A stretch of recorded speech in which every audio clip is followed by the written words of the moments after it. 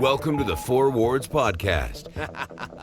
Hey, what's up? It's Eric Bra, voice of Draven, Jerks, and Vel'Koz. And you're listening to the Four Wards Podcast, here to help you move forward in League.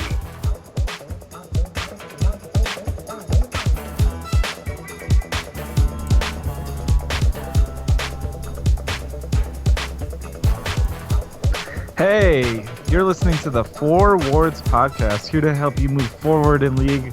This is Frostbite speaking, and I'm joined... This is NPR. This is NPR. You know, intro, like, holy shit, we have Aaron Glass on the show. Oh, man. We're going to take things really slow today, but before I get to that... Tonight on Pillow Talk. Let me introduce my other creepy co-hosts. I've got Aaron Doomspikinator Harris. What's going on, everyone? Scott Haberdashing Sesterhen. It's wonderful to be on the show this evening. And lastly, Michael Asderishan Matthews. Thank you very much for having me on tonight. Appreciate it. So the reason why we're speaking so softly is that it's going to be a very reflective episode. It's going to have some cool vibes. We're going to look back, have a good time, you know? A lot of pillow talk. Lots. But before we get into that... Bite pillow, people. Speaking of pillows, oh God, dude, I just had to go and ruin it. got a new one recently. My Triforce pillow. Oh, Zelda pillow. That was made for me. Yeah. I like it. You got to get that tattooed for it to be official. Yeah. Sure. But real quick, before we explain why we're talking so soft, Doom, tell me a little bit about Extra Life and what happened last weekend. So yeah, we had the Extra Life stream, 24-hour stream. It went great. We had lots of people help out with it. Lots of charity, lots of donations. We ended up raising $1,698 for Children's Miracle Network. Whoop, whoop. 24 hours. Wow. Dang. Yeah. So you guys, the community, are badass. Thank you so much for being so charitable and doing so much good.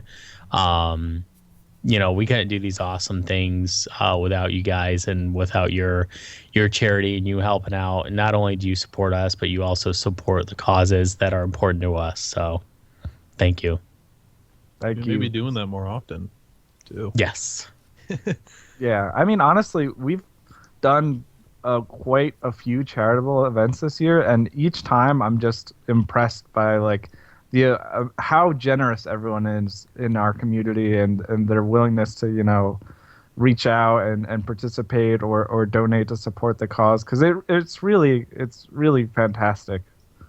Yeah. Oh, yeah, man. So I think we're just gonna transition here. Let's and dive right in. explain why Let's get into this. we're taking it so slow. this. Yeah. So That's what guys, she said. this is gonna be a bit of a you.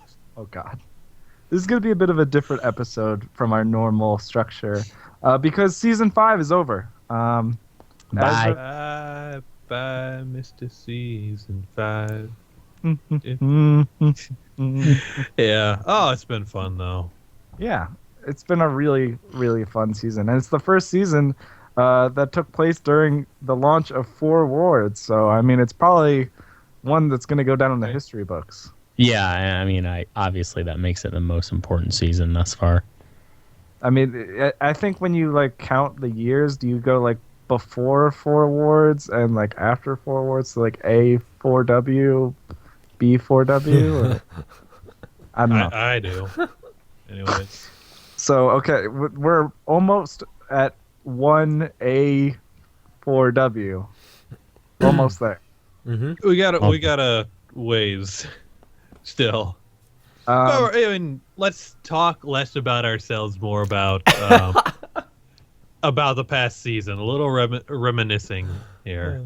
Yeah, so this has been a pretty interesting season. I think maybe to explain what the format of this show is, because it's going to be different from our normal show. We're going to look back. We're going to review what happened in season 5, because it's in the past now. A lot of things are going to change. You heard our episode last week.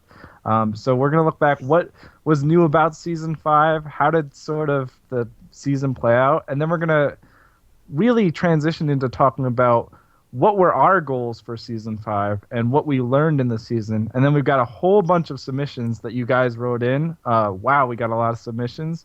And we still have a contest ongoing where you can write in and say what you learned in season 5, what was the most important thing you learned. That contest will go until, let's say, Wednesday of next week. So that way we'll have everything ready to announce on next week's show. But just jumping back, as Haber was alluding to, reminiscing season 5. So what were some of the big things that made season 5 different from season 4 or the seasons before it? I discovered my boo. I mean, that's what I'm going to remember most about season 5 is Lux. He says that as he that has was a a season Lux 5 thing? poster behind him. Yeah. I can't believe it took me that long to figure out Lux was my favorite champion, but Yeah. Well, I mean, like one of the bigger things was definitely the jungle focus for this season. yeah. Mm-hmm. All the camps got reworked, all the different jungle items, different dragon, baron stuff going on. Yeah, I mean, if you think back, a lot of people are freaking out now because of preseason, but we were still very much freaked out when we were like, what do you mean Dragon's not going to give gold? It's going to give stacking buffs? Yeah, that was And cool. it's like, Mhm.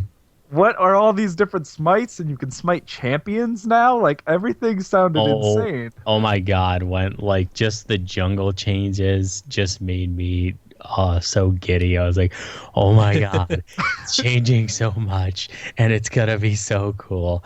And like throughout the whole season, the jungle just went like every which way, every extreme, and there was just a new flavor of the month every month, and it was kind of fun. I really kind of enjoyed That was crazy.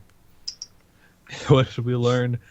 I mean, there's all the new jungle items. There's the jungle camp reworks. There was, the dragon and the baron changes, which were all huge. They changed the whole damn rift. Yeah. They really did. They added Was gates. that this season? They added the gates. Yeah, It was, They- yeah. The Holy preseason. goddamn. Yeah. It's crazy if you go and you look back at what Summer's Rift, like it's noticeably better. Like I love it. it's Yeah. so much better than New Summoner's Rift, which doesn't even feel new. It just feels like the normal. At Right? this Like point. I thought that was season 4. Nope.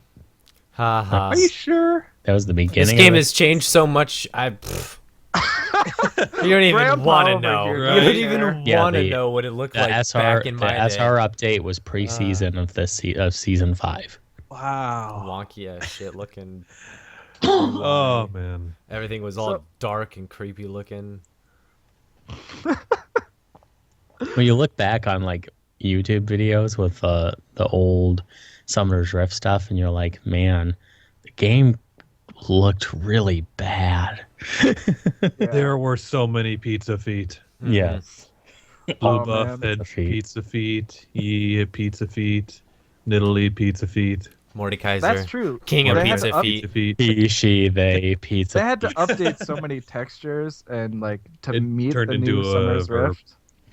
Well, Right, it's it pretty kind of intense. forced like once they prettied up the map so much, it kind of made Shit. you kind They of look ugly. they started looking at Yeah. champions. They're like, oh my God, these champions look really bad. Yeah. And they really updated the way a lot of champions man. and particles were this season too. That's another thing. Just like updating champions in general. Yeah, there was a lot There- of it this season. There were some season 4, but there were a lot this season. Yeah. I'm Yeah. trying to remember how many. I liked I liked all the I still, like I said, they're going back All like, of the juggernauts. the flavors of the months Right. in the jungle, because it was like you had, what was that, the juggernaut item, and then it's like, yeah, no, this is OP, and then they scale it back and they're like, oh, we're just Quilco. Okay, this thing's cool. No, that's too OP. Okay, now there's a Cinder Hulk. Whoa, yeah, no, they're all broken. Okay, let's scale. Quillcoat was last season. What? Yeah, that was last season. Oh, that was last season. This Yeah. season started out. It by started everyone- off with Warrior. Yeah, everyone was like Warrior, and it's like Lee Sin, J4 Vi, Oh and then God, I'll never be able to play a tank. Game. I can never play a tank. And then they're like, oh, we're gonna come out with an item that's gonna be for tanks. And then people are like, it's still not gonna be good enough. It's still not gonna be good enough. And then it They launches. released like, I'll just buy it on Vi. Fuck it. So then everyone is Lonnie from a Cinderhold. pick ban. Yeah. So, like the jungle went from like there's no tanks to like being only tanks, and then like they after that got nerfed, they were like, all right, well, I guess Devour could be put into the game, and then Sated And Devour. they gave 5 more AD back onto Warrior. Hashtag 5 AD. Yeah. The whole Devour stuff too. Rek'Sai was also like He was game changing. Callista was made in season 5. Yeah, Jesus Christ. Where the fuck were you? wow. I like forgot about that one too. No, No, I I was just just browsing through the show notes and finally saw Callista on there. Yeah, I was Callista like, I season forgot 5 or that the end of Callista was. season 4? No, she was season 5. Pretty sure. I'll take your word for it. yeah, she was this season. Fairly certain.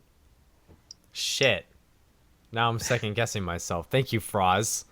Okay. Well, either way, she was huge this season. She like Yeah. completely changed the competitive. Like, she was like, if people knew how to use Callista at the highest level, she was like banned every game. yeah. This is a menace. Let me see.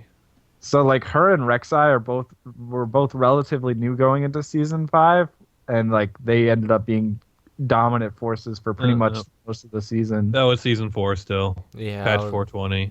I'm thinking Back about in it. November. the Warwick patch? No. It was 420. So that was either Yeah, like at the that's- very end of season 4 That's or the preseason. very start of preseason. That's the Warwick preseason patch. Oh yeah, that was Blaze at 420 or Weedwag. Weedwig. I don't know. So Weedwig. I felt like this was also the season of the Sivir comp as far as AD carries go. Jesus like Christ. It was, as far as AD carries go, is like, do you just do damage? Okay, get the fuck out. If you don't bring utility, we don't want you. Because like that's all you could really do as AD carry. Because the role itself in this season was just so boring. well, eventually it Got became like better. late game Yeah. focused. It got better, Mhm. but it took a while. And now is Now it's being a field focused. day. I feel like mid lane this season, at the very end of the season, was in a really good spot. Like Yeah. it took a while to get there because like people like Azir were so powerful for so long. Mm-hmm. But I mean, at Worlds is probably the best example. Like when you're starting to see Aurelia versus Olaf in Worlds. What the fuck? What even is the meta in mid lane anymore? Needs I don't mages. even know. I don't. They really diversified it, and they really opened it up for a lot of champions.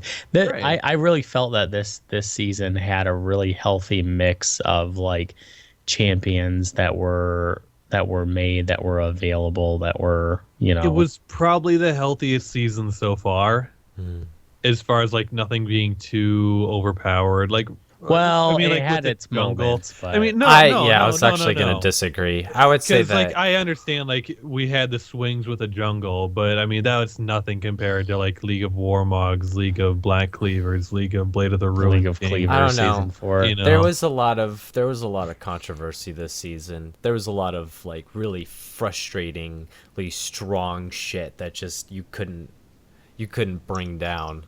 Like Release Warwick, Mordekaiser. yeah, release Warwick. Mordekaiser, Warwick, to name a few. Yeah. I feel like you kind of have to look at season 5 as like up until the Juggernaut patch and then after the Juggernaut patch, because that Oh, patch yeah. was like That- the that biggest destroyed shape to the shit. system.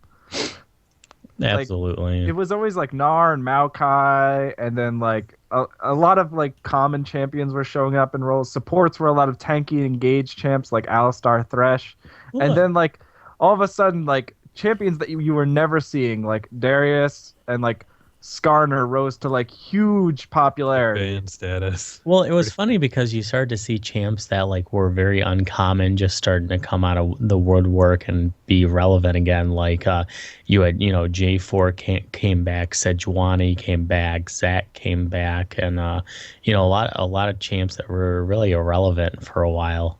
Mm-hmm. And I think one last thing I think we should Maokai. mention. about this season, not really role specific, but just kind of in general, is like teleport was huge in season 5. Right. Well, teleport always eventually gets to be that point, though. Like, it takes a But while it's- for people to get comfortable enough with the meta that they're like, okay, we can start running teleport now. And it usually happens after the first split, but it does definitely take its time. I mean, I've seen it multiple times where teleport becomes the, like, huge Yeah, but I overlaying mean, like outside of thing. EU, it really didn't become like, oh, okay, we had to have at least 2 of these on the team. Well, yeah, the 2 thing was weird. Having 2 was definitely weird, but having teleport in the top lane was not that new. But the 2 Wasn't thing, there that a- was definitely It's just really how weird. At often Worlds, it wasn't showed there up. like 3 or 4 on a team? There probably was 3, Yeah, I think. that was at one that was a point. little weird, but I don't But think I that's remember to they stay. lost that game though. Yeah, I don't think that's gonna stay. That many teleports is a little excessive.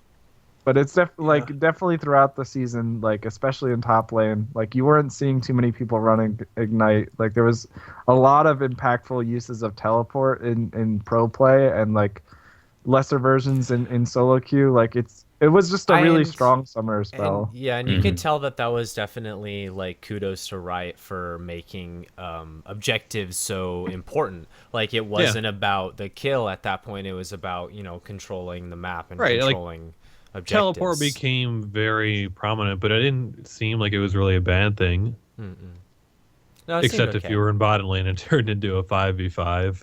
It was if it turned Yeah. into a 5v5. Sometimes it was still a 2v4. Right. Well, one of the big differences between like higher and lower elos was really the ability to use teleport. Yeah. Like I think that's one of the huge determining factors. Like you found that higher elos there were more teleports being taken and their effectiveness of using teleport was infinitely higher than people at lower elo. So But Yeah. again, that's been around for a bit though. Like teleport, just the nature of teleport and its skill requirement has always led it to higher elo people tend to use it more often than lower elo people. The one thing we didn't see till this season was Smite Top, though. Yeah, that's true. That funky. That's because Smite Top didn't come until you could Smite Champions with the item. Right. So Yeah. True. that And even it wasn't until they had, people figured skirmishers and Cinder Hulk. Mhm. And then it just turned into Hecarim and Shyvana top all day. ugh. who does the most Season AoE? 4, I used to like play Ziggs and I would just wave clear forever, even if we were massively far behind. And then they instituted the Season 5 Baron, and it's just like, I Oh, guess yeah. I can't hold Say- off games forever. Say goodbye The to Baron that. was a huge change. That to was them. so really annoying. huge. I think that and like the Dragon 5 buff were probably the most impactful things to happen to the overall meta of the game, period, in my opinion. I think the Baron especially, because I feel like I see a lot of swings around Baron. Yeah. Like people used to get Baron in the past, and I feel like people could just like turtle and play safe and then wait it out. But like once that buff came in and like the minions got super strong and you couldn't just wave clear, like it really changed the dynamic of the late game. Yeah. Baron became the complete opposite of what it was originally. Like it became the tank buster, it became the siege breaker. It was like, how do we break their line when they're just clearing our waves and we can't get to their turret? You get Baron. Like as before it was like, okay, well we need a little More like individual stats. yeah, we need a little bonus on edge with our team fighting. And it kind of helps with sieging because you get bonus damage, but that's not necessarily what it's primarily for. And now there was a focus for what Baron is good for. So And one thing I'll also note in the chat, they did do the Chicago server move during Season 5. Oh yeah. don't remind me. Yeah. 3 of us are very happy about that change. Yes, we are. And one chose to be salty. I didn't choose to be salty. Out of all the flavors in the world, you choose I didn't salty. choose salt. It was given to me. It was either salt or black licorice, and I you want me chose to salt. make you feel worse as Duration? When I was playing on the PBE, like that's still on the East Coast. Good. So my ping went up to 90, and it felt awful. West Coast, Good. yeah. Yeah, West Coast. But then you know what? I just went back onto live. I'm like, oh yeah, 17 ping. Azrashan's just sitting there like I was born in okay. the salt, Yeah. molded by it, Guess I'll raised just in move it. to PBE now. All right, so I think that's kind of enough to wrap up on season 5 in general. But I think it's, if you guys remember when we first started the show, it was around the time that the new season had just started, and we started off the show by setting some goals for ourselves. So I thought it Oh might be my a good idea to goodness. maybe revisit the goals we said we would go for in season 5, What a back in I think it fucking- was March. Uh, And then sort of see where we landed, and maybe spend a little time to talk about it. So, Mhm. starting with Haber, Haber said, well, his initial goal was actually no particular ranking, just last hitting, to get better at last hitting. Yep. So Haber, I knew myself too well. I knew myself at the beginning. Oh, I'm gonna play a bunch of ranked, and here I am at the end. Oh, I played 10 games. All right, no, so that's why I chose last hitting, and I really did learn more. I said this back a couple episodes ago, but not just general mechanics, but also more knowledge about wave manipulation that really helped increase my minion scores past the early game. So that was a big part that I learned. yeah, I think that's definitely something that a lot of people don't catch on, is that, after the lating phase, there's more to just CS than just hitting the low health minion, but also playing around the waves, and Yeah. when they, making sure you can get the right amount of CS, and making sure you can get to the part of the map where the CS is and still get back to your team. Yeah. So Doom, you said you wanted to go for Gold 1, and you said you wanted to work on improving your engages and avoiding over engaging. So I ended up having another child. So that definitely played into my not being able to play ranked. I didn't play a whole Man, lot. if it wasn't for these babies, I would totally be kicking ass right now. Not even that. No, I didn't. I found that I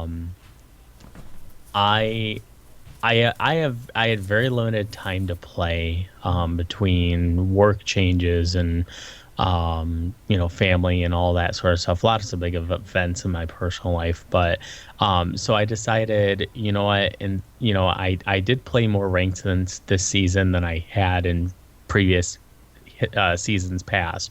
Still wasn't much. I think I played like 18 games or something, but I don't really enjoy playing ranked, to be honest. I place in silver, which made me happy. Like, I didn't place in bronze, but I started to see the way different divisions play by playing with people, and I started to be more cognizant of what I was doing and take notes of and watch more of my replays on my lunches at work and stuff, and see, all right, what am I doing wrong here? What am I doing right? And really start to get a good path of where I was going. And I also too really settled myself down and said, I'm just sticking to these champs, and these are the champs I know, these are the champs I enjoy playing, and that's who I'm gonna play. And so I took a very ranked mentality to just playing with my friends and playing fun games. But even though I didn't hit my actual ranked goal, in all fairness, I don't think I played enough ranked games to be able to hit it. But I did definitely, my other goals were working on improving engages and avoiding over engages. I have significantly improved on that because my death count has dropped significantly. Yeah, so that's nice. My KDA is a lot better. I tend to get a lot of assists. I find myself really setting my team up for success, and being good at playing better around vision and pathing better in the jungle and stuff. So I really did improve my play. I can honestly say that, and I do have numbers to back it up, which is nice. And I feel a lot better about my play. I hope that this season I'll be able to get some more ranked in, but I'm feeling really confident going into this season. So even though you're saying that you don't like playing ranked that much, you're still trying to jump back into it when the season starts up next season. yeah, I would like to maybe dedicate more time to it. Because if I can dedicate some time to it, if I can dedicate, a day a week to playing ranked, and by a day, I mean like an evening, so A whole day. getting like 2 or 3 games in a week, I think I could get myself to where I wanted, which would be gold, like high gold 1, and I'd be happy with that personally. And But like the main thing is, as long as I'm still having fun playing the game and I'm seeing improvement in myself, I'm gonna be happy. So Yeah, and shout out to you for also running a marathon during season 5. I know you were training for that. I ran 2 marathons during season 5. Got so. him. I'll point out that you had time to train for a marathon, Well, why do you but think? not enough to get to gold 1. Why do you think I had time to do that and not play ranked? Priorities, man. Get them straight. So I ran a marathon. Motherfucker, I reached plat. Bling bling. Speaking of somebody that didn't reach plat, Hey! man. Asterishin, you said back in March that your goal was to hit Diamond 3, and then I think a few weeks ago you adjusted that to Platinum. I was And then really confident I could get to plat. I'm really pissed off I didn't. And you also said the other things you wanted to work on back then was your early game and controlling your temper. Mm-hmm. That Yeah. was definitely one you improved. Oh, thanks, buddy. Yeah, my early Oh, game man, is like you still did. Really? You did. You Yeah. really did. No, the temper thing that definitely helped. The podcast definitely helped. Being more mindful of it and focusing on it. It's a wonder of what you can do if you just put your actual mind to it. But early game, I felt like I had a huge improvement on, and it's weird to think that I didn't. I think it's probably the most important part of the game now. That's my personal philosophy, and it wasn't for like 4 years of playing this game, 4.5 years. It was not my philosophy at all. I didn't think it was the most important part, but I don't know. It's weird. That's a huge change in mindset, and I'm really happy about that because it's helped me get better at the game significantly.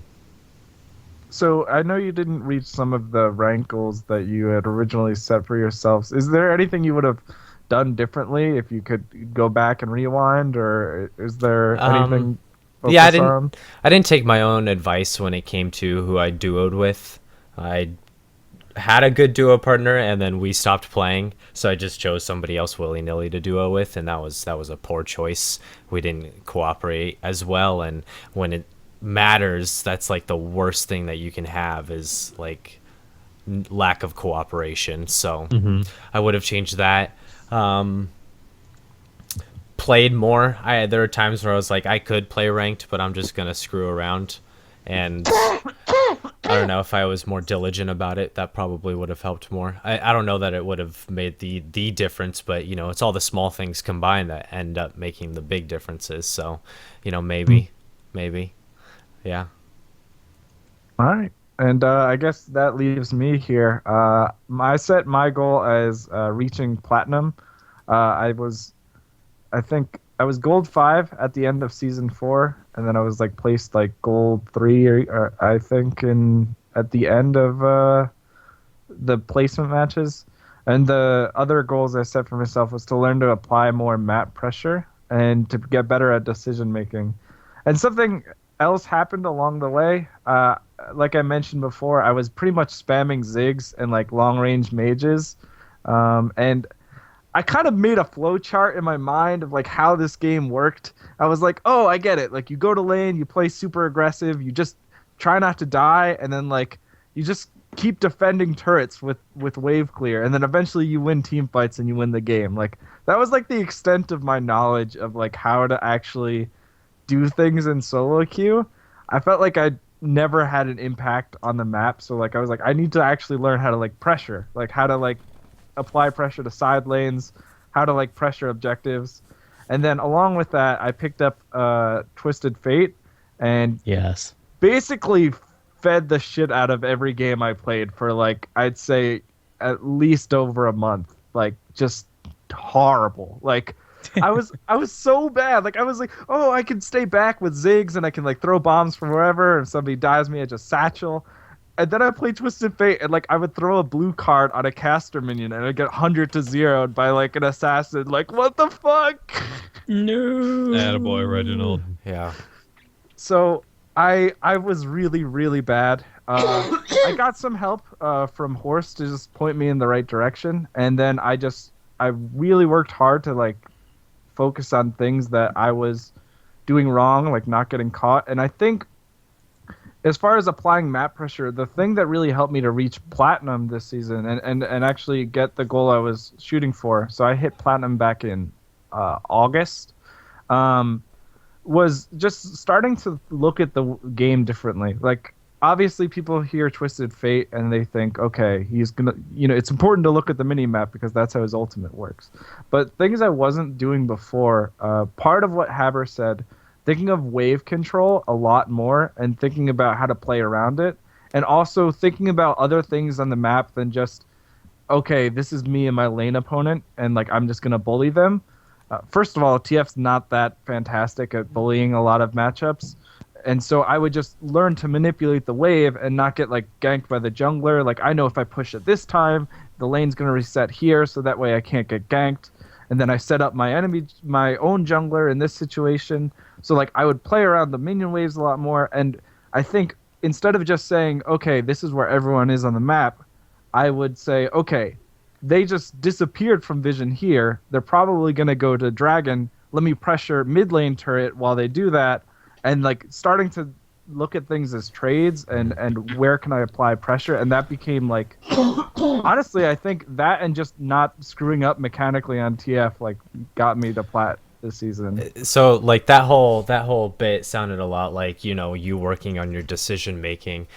So specifically, would you say that, you deciding to learn and get good at Twisted Fate might have, influenced your ability to make those decisions? Had you not like gone to Twisted Fate, do you think you would have been able to learn the things that you had learned? I've been asking myself that a lot, and I think the real answer is no. I think I definitely could have learned it playing other champions, but I feel like with Twisted Fate, I just got punished more for it because if you don't manipulate the wave and like you get ganked, then you just die a lot more on TF than you do on other mid laners. If you see opportunities on the map, you have more opportunities to capitalize on them as TF. And he also takes turrets really fast. So those were areas I wanted to improve on. And so I kind of like forced myself into a situation where I was uncomfortable. And that helped me to grow as a player. I think at the end of the day, if you pick a champion you really love, whether it's Lux, TF, or Poppy, and you just spam the shit out of them and you learn to love them, like you're going to become better as a result. For sure.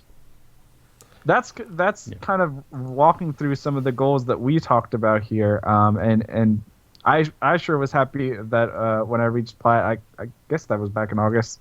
But one other, I think I just want to open this up here, and we talked a little bit about here. Is there any particular lesson that you learned this season that you maybe didn't expect to learn that made you a lot better player as a result? Yeah.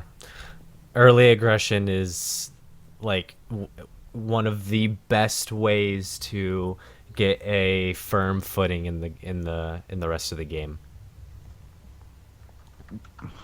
So just like showing up straight up, yeah, opening up and just being like, yo, this is my lane, and if you want any part of this, you have to fight for it, type of deal.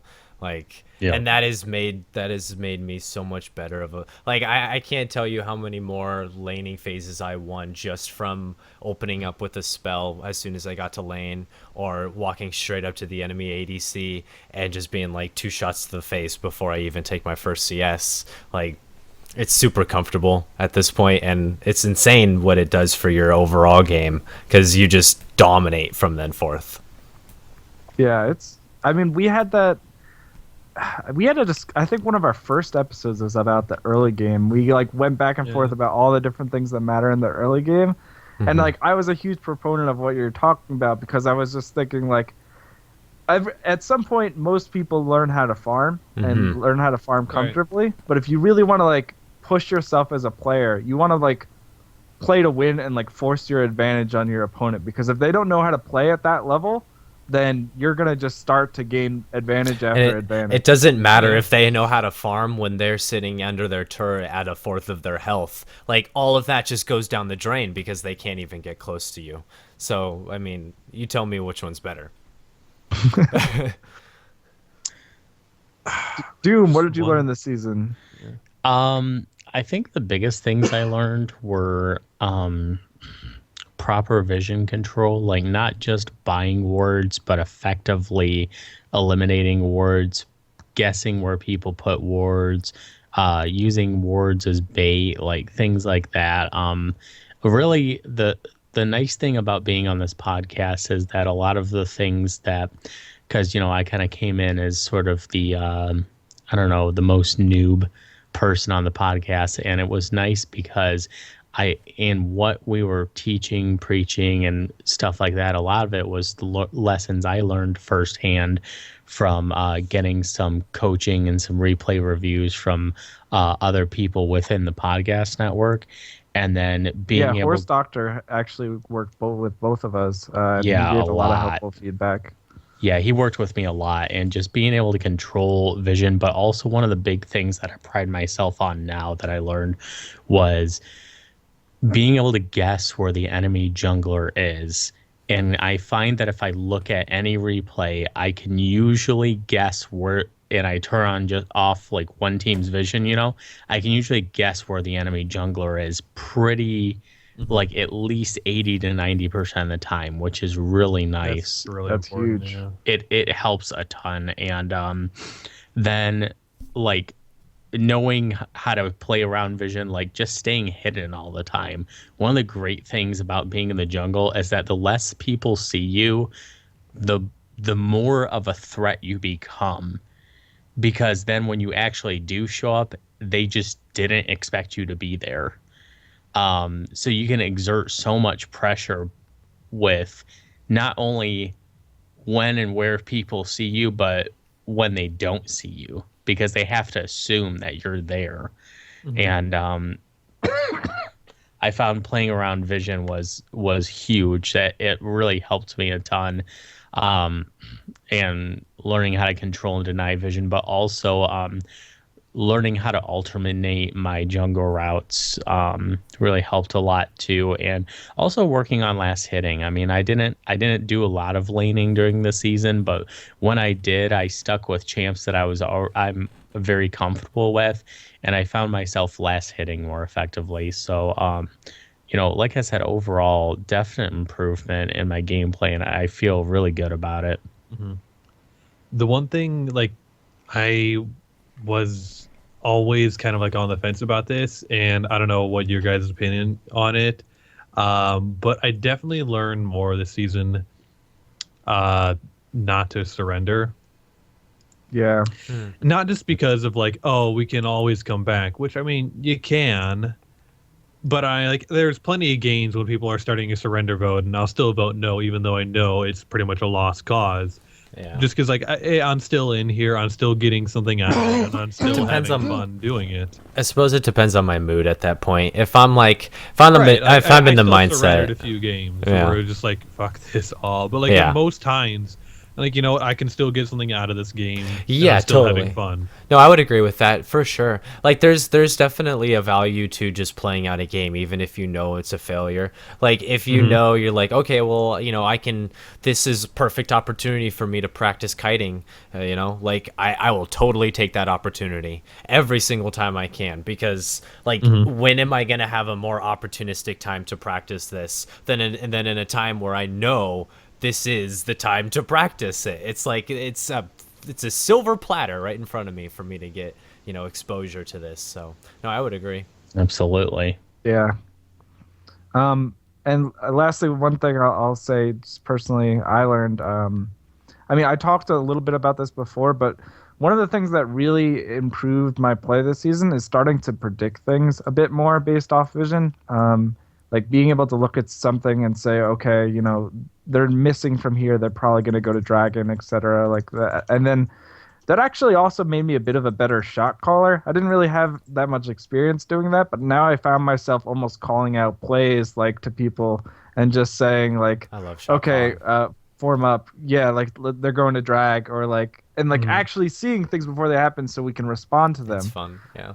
And I had never really done that. Like I mentioned, I just kind of like sat there wave clearing and waited till team fights. And also one thing I would mention too that actually really helped me a lot this season, not necessarily League of Legends related, but climbing related. I really, you know, I would tilt sometimes, and I would really want to play because there's all that pressure. Like when you're playing during the season, you want to hit your goal before the ranked deadline. And I wasn't sure if I was going to do it. I dropped from like gold 1 to gold 3, and it's like really stressful. And then I started to just exercise a bit more. Like if I would lose 2 games, I'd be like, you know what? I'm taking a break. I'll go for a run. I'll like eat something, and then like I'll come back and play when I'm focused. And like that helped me tremendously in terms of climbing. I do that with water. It's not the exact same thing, but like I'll be like, okay, I definitely need a glass of water after that game. Calm my nerves a little bit, you know, get myself realigned with, you know, wind conditions and stuff like that. Because, you know, that's another thing that a lot of people don't realize is like when you're in the heat of it, like wind conditions can change for you. Like because they're all your choices, and if you see an opportunity but that opportunity is hazed or, you know, clouded by judgment because you're, you know, in the zone or you're tilted, then Not now, Chief. I'm in the fucking zone. Yeah. No, I completely agree with that because I've like my running, my training for my marathon. I found that like I always did my running early because it was the best time to run. It wasn't interfering with work, wasn't interfering in my time with family and stuff. So I'd wake up at like 4:30 in the morning and do my runs.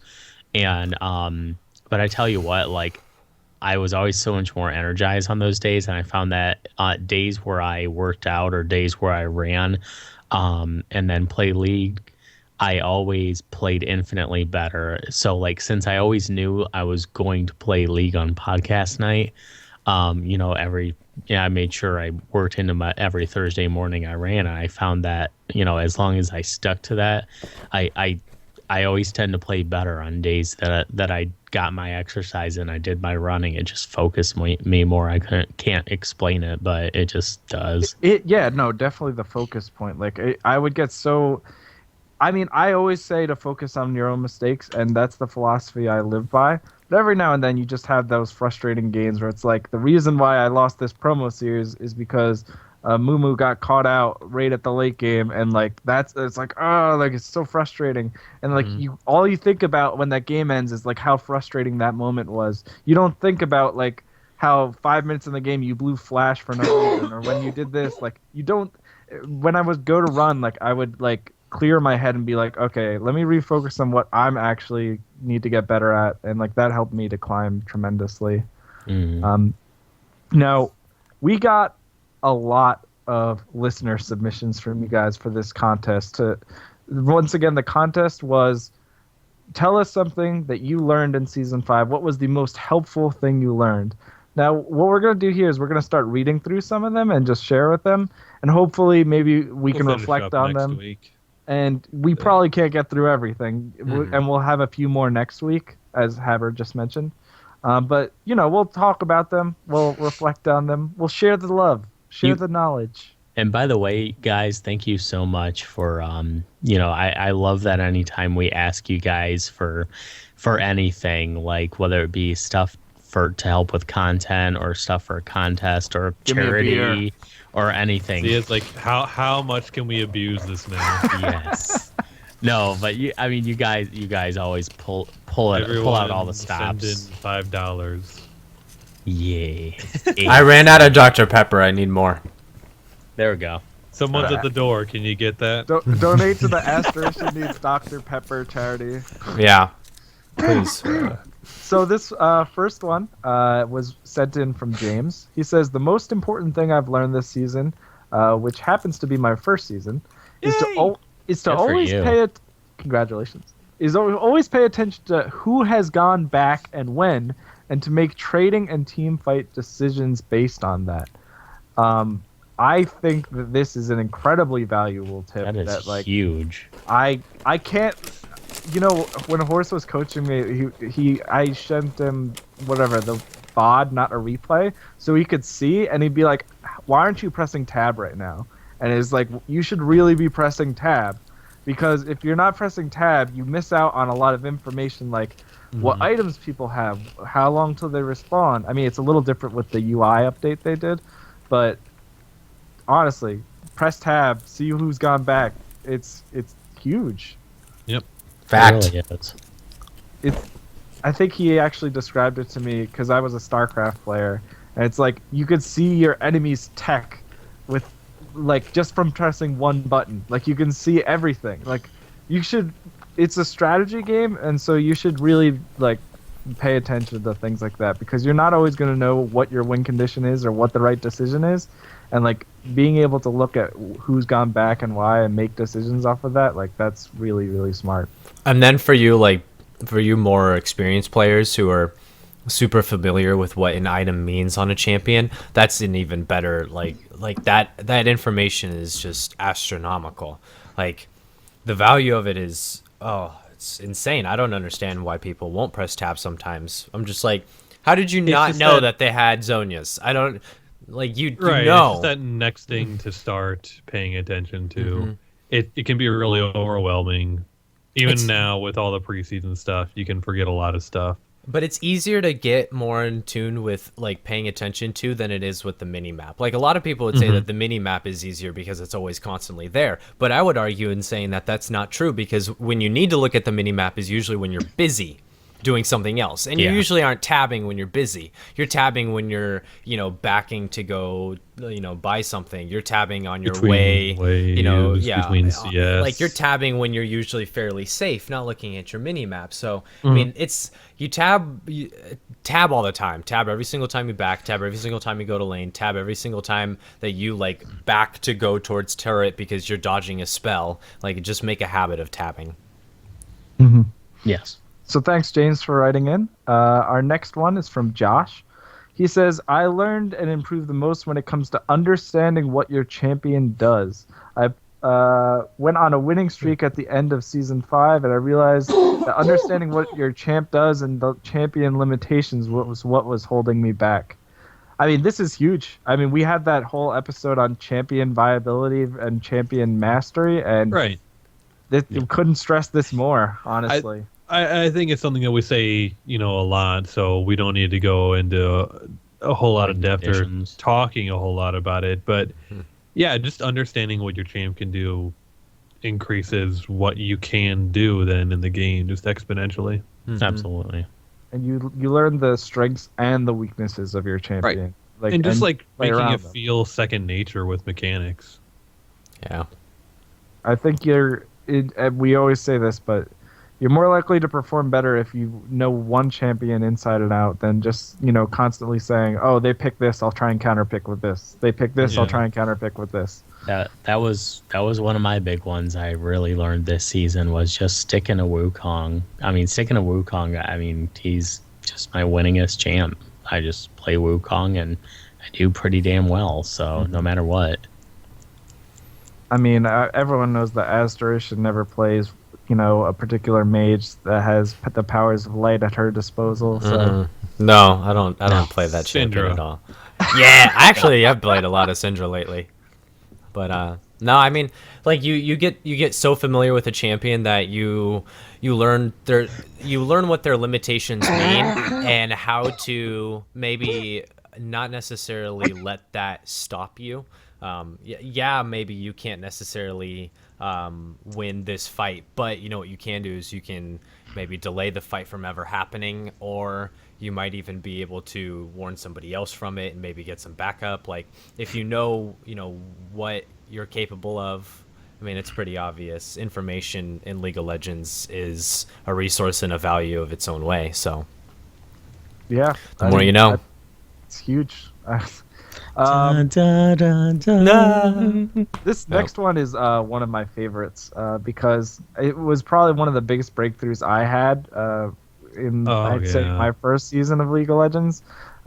This is from Erica. She says, my biggest thing I learned was not just watching the health of enemy minions, but watching the health of your own minions when trading. I mean, this is honestly one of my favorite topics to like talk about. We did that trading episode. I think Doom was unfortunately absent on that. I think you were exiled for that one. Oh yeah, he was. Yeah. But it's so huge because when you first get into this game, you keep thinking like, okay, Well, the enemy minions don't are going to get necessarily say that. Yes. Depending on what game you came from, Dota, if you had come from that game before, it was a thing that you were a little bit familiar with because deny was a thing. So you always were kind of paying attention to. But no, like there's such a value to being able to, and use the information as well as recognizing it. So knowing what it means. This person's actually a good friend of mine, and I was trying to explain this concept. I remember way back when I was doing this, and I think I linked that like GIF of Dikembe like coming in and just like swatting down like the cereal and the laundry. It's like they go for yes, and you're just already there, and you're like no, and then you like smack. No. Yeah. It's fun too. Like I love. That's a good way to put it. I like that. Think of it. It encapsulates three things. The first is that you should already be in position to deny them when they go for the CS. The second, you deny them in the act of them like going to auto attack the minion. And the third is like you rub it in their face and you're just like, I got you. Especially if you're on a champion that can just do a shit ton of damage when you get the opportunity like that. Like Ashe pre this coming up nerf. Where she could get stop your whining. You could get like a crit on top of it and just destroy people. Or ADCs are really good at this, denying farming. Mm-hmm. So I think we'll take maybe one more here and then we'll wrap up with one other point because we honestly just have so much stuff here. And we'll continue a little bit more next week. We'll have like a longer listener segment. But this one's from Cassina 42. She says she didn't start playing until season 5, but the main thing that you learned 42 is map awareness. I mean, honestly, there's a longer post here, and it talks about simply being aware that we didn't have vision of the enemies. I positioned better and learned to deal with it, and I might have been able to defend a turret until I helped arrive. Like being able to recognize these things. I thought I had good map awareness when I was like a season ago. And now if I were to look back at my old play, like if I were to look at a replay, especially one where I could see my camera, I would be like constantly face palming at all the things I was missing. Well, and there's a certain amount of intuition that kind of comes in with it as well, and experience definitely does help mold that to making you more in tune with the game, and red flags just kind of signal off as soon as you get to a certain minute mark, depending on who you're playing, just because you're so accustomed to what goes on in the game, and like that definitely does come with time. That's not necessarily something that you just immediately recognize, but relying on yourself a lot can be very useful. Like if you're just like, this just does not feel right, like trust that instinct. There's probably a gut somewhere, there's a reason you're like, okay, maybe I shouldn't do this. Just odds are you should probably go with that instinct. Yeah, I mean, like, map awareness for most people, I think, is something that not only just develops and then it's there. It's something that constantly keeps getting better the more you play. Like every season I've played, I've just gotten so much better. Like first, okay, am I looking at the mini map at least a little bit? And it's am I champion looking at the mini map dependent. more often? What am I seeing? What can I extrapolate from it? And then okay, what's going on in my lane is important. I'll watch the other lanes and yada yada yada yada. Just to the point, where there's always something new that you can learn from the mini map. It's also champion dependent. Like sometimes you're way better at looking at a mini map than on one champion than you are at another champion. So, right, yeah. One of the things I love about all these responses is that sometimes I see these questions asked constantly, like, "What's the difference between this elo and this elo? What's the difference between this league and this league?" And an expression that's sometimes used is that elo is like a prison. Not everyone's there for the same reasons. But everyone's in hell. So these things we're mentioning are things that particular people worked on to get better at the game. I mean, I know when I first started out, I was It's what they did to get by.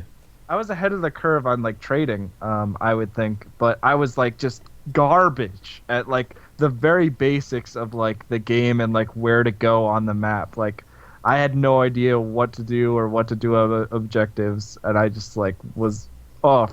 It was awful. But that's because once I worked on those other things, I got better at the game as a whole. So I like going around and sharing these responses because you kind of learn what other people worked on, and maybe it sheds light on maybe what's holding you back. Mm-hmm. So one thing I wanted to say here is that we talked about what our goals were for this season. Now we're going into the preseason. Eventually we'll get to season 6.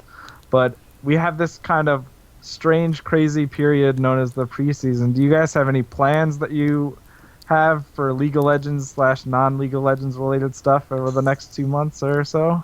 Preseason is going to be awesome. I have a lot of plans with Fallout 4. Yeah. Yeah, but I mean, like, yeah, that's a good. Now is a good time if you want to just kind of take a break from League for a while. Yeah. That I pretty much do that every year. I just get too burnt out and decide to just unwind with something else for a while and then come back. See, I love to tinker, so this is probably the time that I'll play. Oh, right. Most. Yeah. You'll see me in the jungle with my usuals a lot, and then I'll start playing with the flavors of the month and stuff, and I'll start figuring out my own stuff, like Devourer Trundle, and like I did last season, or stuff like that. So it's I'll have a lot of fun. I'm starting a new job next week, and I'm starting on a once I'm done being sick here, starting on a weight loss regimen here to try to drop some weight. So I'll be interested how that affects my play. Yeah. It's true. When you get more jacked in real life, you get more jacked in League. Yeah. I mean, chicks dig elo more than your actual body mass index. Everyone knows that. Obviously. Fact. Total fact. I'm similar in that I might join Asterishan and just like Woo! play a crap ton of Fallout. It's so good. Oh my goodness, man. It's so good. Well, I feel like everyone just decided to release like all the good games like right as the preseason hit. So like this might be my like non-league binge 2 months or so. Yeah. I don't really mind. I mean, like I there are a lot of great games that are coming out, but there's only a couple that I'm really excited for, and Fallout 4 is one of them. So I'm just gonna play a lot of Fallout 4, and then when I get tired of that, I'll play a lot of Battlefront. Is the other game that I'm really excited for. I'll probably play a lot of Battlefront, and then I'll just go back to Fallout 4. When I'm done with that, then I'll come back to League, and we can sit down and figure this shit out.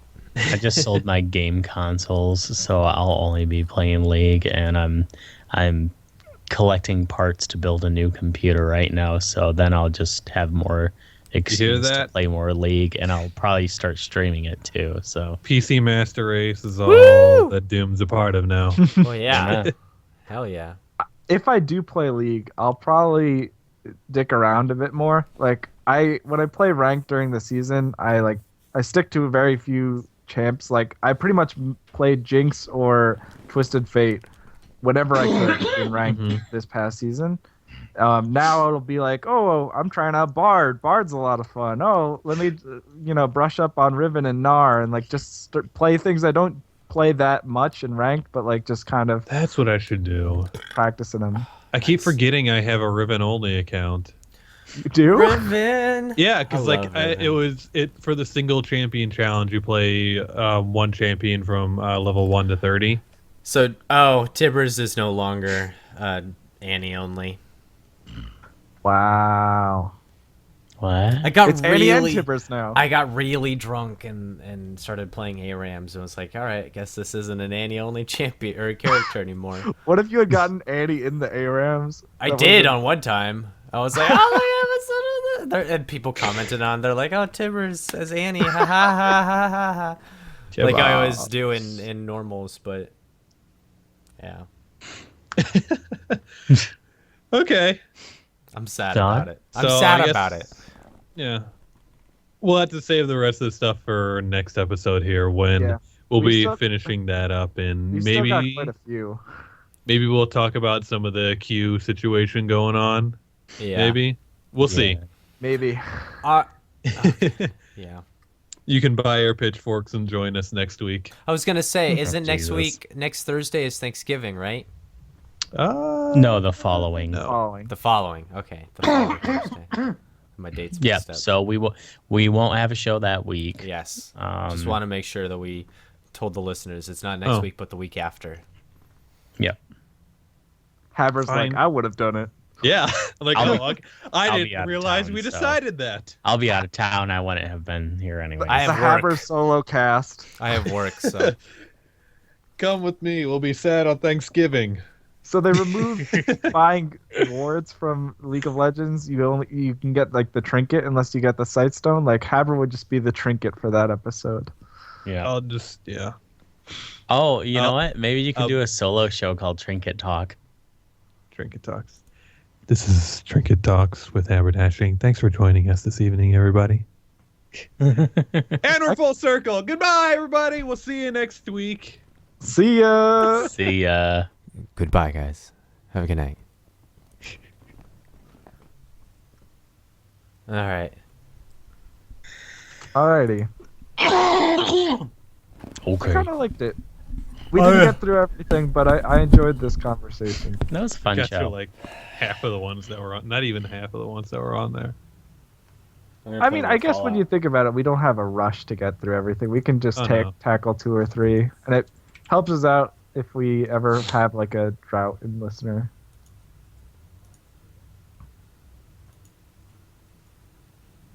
Are we still streaming? I don't know. Yeah, we are, but there's no one there, so I think I might just cut it. Hi guys. Hello. Hello. How are you today?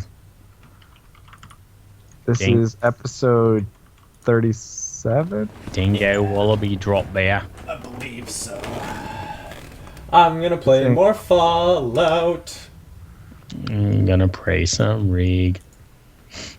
For the first time. First time I didn't play any PvE, so this is For First the time. first time in a Okay, I'm glad I was the while, only one that was Doom ruined is by that. gonna play some League. For a first time in a while, he is gonna play some League. play some League. Who needs alternate lyrics? We'll just sing the same shit over Why and over do you again. need alternating lyrics when No, you I wish can there just was say just you're playing League? Oh my god. But for the first time in forever, Doom is I'm finally playing playing League.